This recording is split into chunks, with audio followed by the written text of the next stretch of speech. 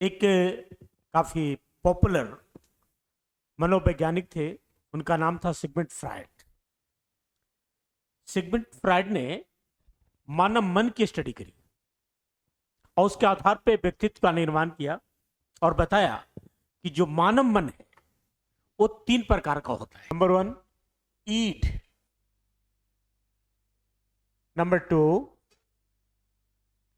Ego and number 3 super ego.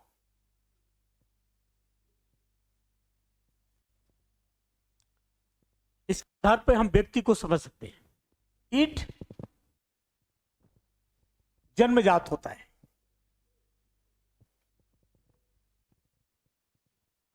यानी inborn है ये, और इसकी प्रकृति अनैतिक हो सकती है। एक उदाहरण के थ्रू समझाते हुए बढ़ूंगा आपको कि आपको भूख लग गई, चाहिए तो चाहिए, ये आपका ईड करा रहा है। इसका नेचर इंपल्सिव होता है, एग्रेसिव होता है, अपनी इच्छा को हर बात में करना चाहता है। किसी व्यक्ति में अगर ईड डोमिनेट कर रहा है तो व्यक्ति एग्रेसिव होगा, इंपल्सिव होगा, जिद्दी होगा, उसे सही गलत का निर्णय नहीं कर पाता, बल्कि उसे अपनी इच्छा को संतुष्टि करना है। आप दूसरे उदाहरण से समझो कि कोई लड़की सड़क पे जा रही है, आपका मन कह रहा है उसे छेड़ दो, आपने छेड़ दी, ये आपका ईड करा रहा है। और ये नेचर जन्मजात तो है, लेकिन जो तीनों जो प्रकृति है, ईड का, ईगो का, सुपर ईगो का, डोमिनेशन जन्मजात है, लेकिन जन्मजात के अलावा परिवेश पर भी डिपेंड करता है। कहने का मतलब हुआ, ईड अनैतिक होता है, अपनी इच्छा को हर बात में मनाना चाहता है, और जिसमें ईड डोमिनेट होगा वो अपनी इच्छा को मनाएगा ही मनाएगा, उसके लिए वो सारी सीमाएं पार कर देगा। अब ऐसी प्रकृति का होगा चूंकि सही गलत का निर्णय नहीं ले पाता। दूसरा है ईगो। एक संतुलित होता है और व्यवहारिक रूप में सोचता है।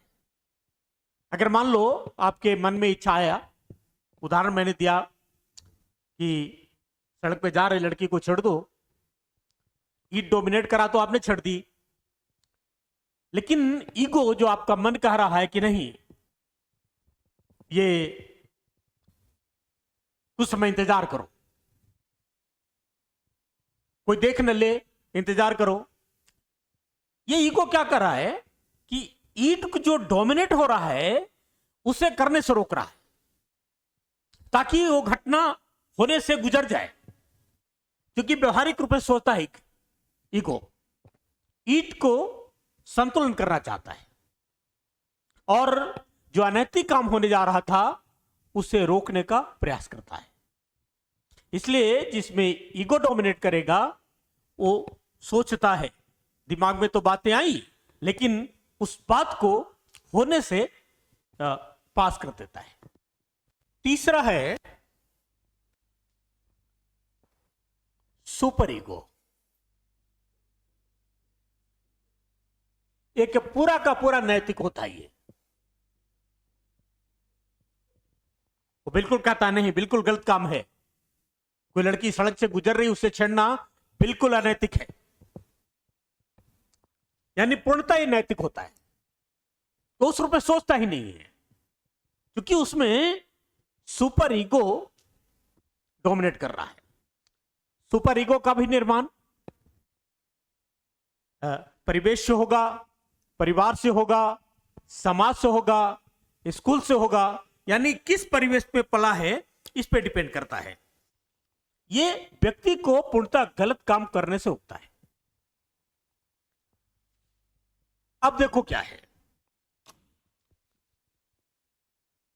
आप किसी व्यक्ति के व्यक्तित्व को समझ सकते हैं कि उसमें कौन सा माइंड काम कर रहा है। एक स्वच्छंद माइंड का हो गया ईट, ईगो बैलेंस कर रहा है, सुपर ईगो बिल्कुल रुकता है। लेकिन सुपर ईगो अगर अधिक मात्रा में है तो व्यक्ति में अपराध बोध भी हो सकता है। कभी देखते हैं कि व्यक्ति पर कोई आरोप लगा कि आपने चोरी करी है, अब चूंकि उसने करा नहीं है, उसका मन सुपर ईगो वाला है, तो सुसाइड भी कर लेता है। इसलिए सबसे जो मेन रूप में, व्यवहारिक रूप में है, वो है ईगो, जो ईट को भी अनैतिक काम करने से रोकता है, और जो सुपर ईगो है वो बहुत ज्यादा नैतिक ना हो जाए, इसलिए दोनों के बीच बैलेंस रखता है। इसलिए ईगो एक स्वस्थ व्यक्ति का परिचायक है।